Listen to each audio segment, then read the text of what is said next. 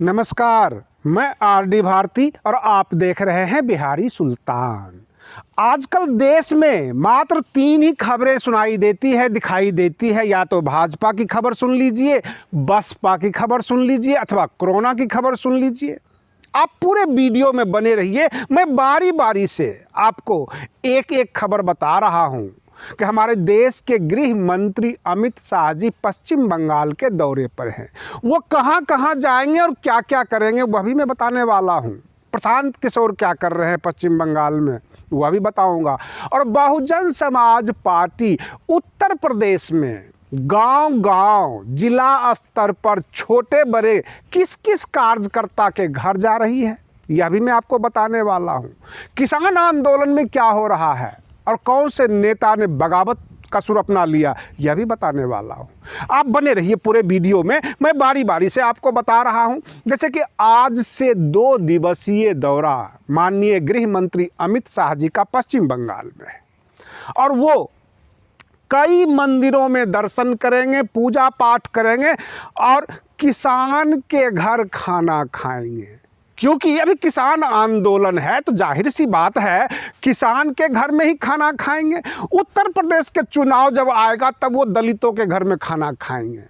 और बिहार चुनाव में खाना खाने नहीं आए थे क्योंकि ओवर कॉन्फिडेंट थे कि इतना सीट हमको मिलेगा।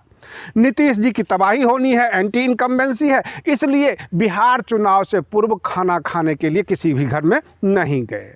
चलिए ये उनका अपना मामला है। लेकिन पश्चिम बंगाल में पूरी आबादी का 40% जो आबादी है वो नमो शूद्रों की है। और प्रश्न यह उठता है कि नमो शूद्रो जिसको मत करेगा पश्चिम बंगाल में उसकी सरकार बनेगी। ओवैसी जी ताल ठोक दिए हैं। बीजेपी तो कह ही रही है कि 294 सीट में से मैं 200 सीट निकालूंगा। प्रश्न यहाँ यह उठता है कि ममता दीदी ओवैसी जी से क्यों कट रहे हैं। और यही सवाल बहुजन समाज पार्टी के बहुत सारे कार्यकर्ताओं ने कहा कि 2022 का जो चुनाव होगा यूपी में क्या ओवैसी जी को बसपा के साथ आना चाहिए। मैं आज आपको दोनों का फर्क बता रहा हूं कि ममता दीदी ने ओवैसी का वॉकआउट क्यों कर दिया और ये कहा कि हम आपको अपने साथ नहीं रख सकते हैं। इसका मूल कारण ओवैसी जी जो हैं वो ध्रुवीकरण के चेहरा है, यानी मुस्लिम वोट वो खींच सकते हैं लेकिन हिंदू वोट उनको नहीं आ सकता। और भाजपा जो है वो हिंदू वोट खींचती है। तो अगर ओवैसी जी जहां जाएंगे उनकी पार्टी को मुस्लिम वोट तो मिलेगा और जो बाकी वोट होगा वो भाजपा को चला जाएगा। तो जाहिर सी बात है जो दल गठबंधन करेगा उसको क्या मिलेगा। और यही हाल उत्तर प्रदेश में होना है कि अगर ओवैसी जी बसपा के साथ आ जाते हैं तो जाहिर सी बात है कि बसपा के ऊपर एक टैग लग जाएगा कि ये एंटी इंडियन यानी एंटी हिंदू पार्टी है। जबकि बसपा ये कहती है कि जितने भी ब्राह्मण समाज है, परशुराम मंदिर की बात किया, कई और बातें हैं, बसपा एक राष्ट्रीय पार्टी है। बसपा जो है सबको साथ लेकर चलती है। तो ना ये भाजपा के साथ जा सकती है ना ओवैसी जी के साथ जा सकती है। यही परेशानी पश्चिम बंगाल में ममता दीदी के साथ है। पश्चिम बंगाल में बसपा प्रेसिडेंट यानी बसपा के प्रदेश अध्यक्ष मनोज हवलाधर, माफ़ कीजिएगा मनोज जी मैं बोल नहीं पाता हूं ढंग से कि हवलधर हैं या हौलाधर हैं, लेकिन मनोज मैं सही सही बोल रहा हूं, प्रदेश अध्यक्ष है। उन्होंने ये आश्वस्त किया कि 12 सीट तो हम कन्फर्म जीतेंगे ये विधानसभा चुनाव में। अब रही बात ये कि बसपा की तैयारी कैसी है। बहन जी ध्यान देती हैं पश्चिम बंगाल पर या नहीं, कितने अच्छे कैंडिडेट देती हैं, कार्यकर्ताओं को क्या क्या सपोर्ट देती हैं। क्योंकि वहाँ की जो नमो शूद्रो कम्युनिटी है, SC ST है, मैंने अपने सर्वे में पाया है कि एक अच्छा जनाधार है बहुजन समाज पार्टी का।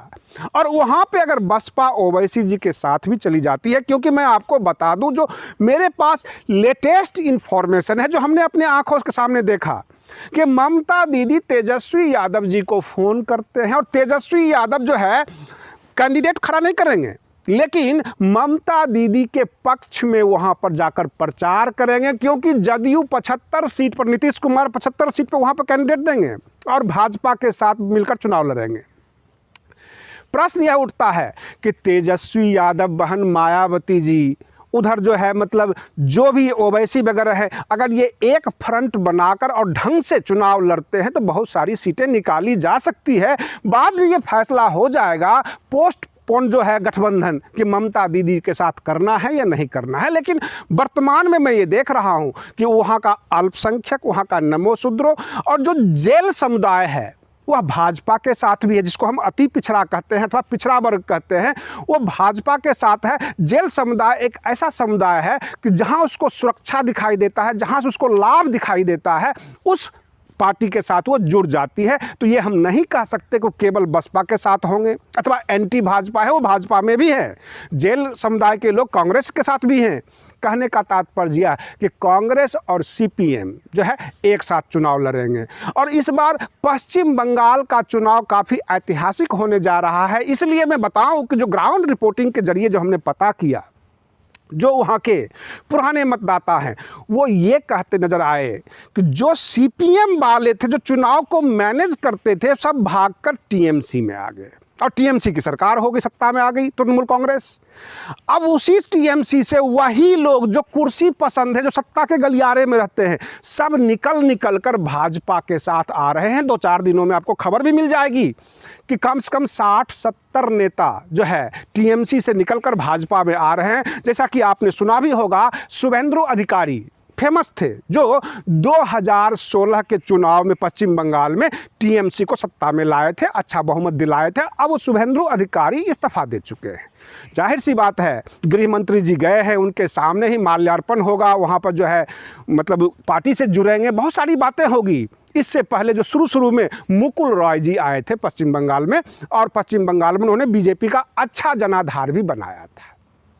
अब रही बात ये, इधर हम उत्तर प्रदेश जब आते हैं, देखते हैं कि उत्तर प्रदेश में बहुजन समाज पार्टी के जो प्रदेश अध्यक्ष हैं भीम राजभर, वो गांव-गांव जाकर कार्यकर्ताओं से मिलते हैं। यहाँ तक जो कल की बात बता रहा हूँ, वाराणसी मंडल के भाईचारा कमेटी के अध्यक्ष कोऑर्डिनेटर विजेंद्र प्रताप सिंह की चाची का देहांत हो गया था और उनके उस श्राद्ध कार्यक्रम में भीम राजभर जो है सदात जगह है गाजीपुर में, वहाँ वो पहुँचे हुए थे। और करीब करीब सभी नेता बसपा के जो भी ऊपर लेवल के, स्टेट लेवल के हैं, सब वहाँ पहुँचे थे। यानी गांव-गांव किसी कार्यकर्ता के छोटे मोटे कार्यक्रम हो, श्राद्ध हो, शादी हो, हर जगह भीम राजभर जा रहे हैं। हम ये कह सकते हैं कि बहन मायावती जी ने भीम राजभर जैसे प्रदेश अध्यक्ष को चुनकर काफ़ी अच्छा काम किया, क्योंकि हर छोटे छोटे कार्यकर्ता पर ये ध्यान दे रहे हैं, हर किसी के घर जा रहे हैं, उसका हालचाल पूछते हैं,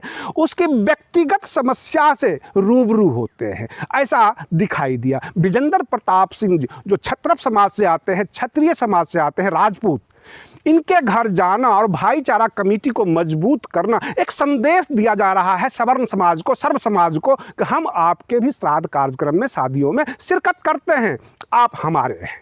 और इस तरह से बसपा ने एक अच्छा संदेश यूपी में देना शुरू कर दिया है। 2022 की तैयारी है।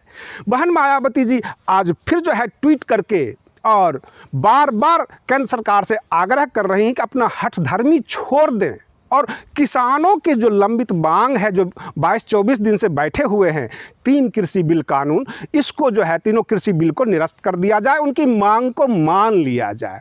अब तो किसान नेता जो हुआ करते थे बीरेंद्र सिंह, चौधरी बीरेंद्र सिंह हरियाणा के, वह भी बोलने लग गए। कई इनके जो सपोर्टिंग है, मतलब बीजेपी के जो समर्थन करने वाली पार्टी है, वह भी अब बोलने लगी। सबसे पहले अकाली दल ने इस्तीफा दे दिया था।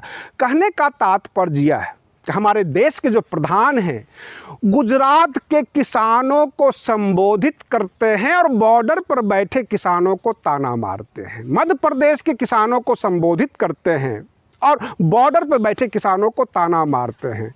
अगर उनको लगता है कि किसानों से बात होनी चाहिए, सीधे जाके पहुंच जाए, मैं देश का प्रधान हूं, बोलो क्या चाहिए, अपने नेता को दे दो, 2 दिन में हम रिजल्ट दे देते हैं, सारे किसान चले जाएंगे। ये हठ धर्मिता है, ये नादानी है केंद्र सरकार की। मैं ये कह सकता हूं कि तुम बैठे रहो तो मेरा कुछ बिगाड़ नहीं सकते। और इस तरह से हठ धर्मिता के वजह से ये आंदोलन लंबा चलता जा रहा है। कभी भी केंद्र सरकार एक जिम्मेदार सरकार होनी चाहिए, चाहे वो भले ही कमज़ोर जनता हो, मुट्ठी भर जनता ही क्यों न हो, उसका सुनना तो इनके लिए एक जिम्मेदारी है। इनका जो है अपना एक कर्तव्य होता है। अधिकार की बात सारे करते हैं, अपना कर्तव्य की बात कोई नहीं करता। जब विपक्ष में थे ये कितनी अच्छी अच्छी बातें करते थे बीजेपी वाले, और वर्तमान में केंद्र सरकार आज उन किसानों से बात नहीं करते, अपने जो कार्यकर्ता देश के विभिन्न हिस्सों में उनसे बात करके ताना मारते रहते हैं। आप बने रहिए बिहारी सुल्तान चैनल पर। हम फिर मिलते हैं अगले वीडियो में एक अच्छे टॉपिक के साथ। तब तक के लिए धन्यवाद।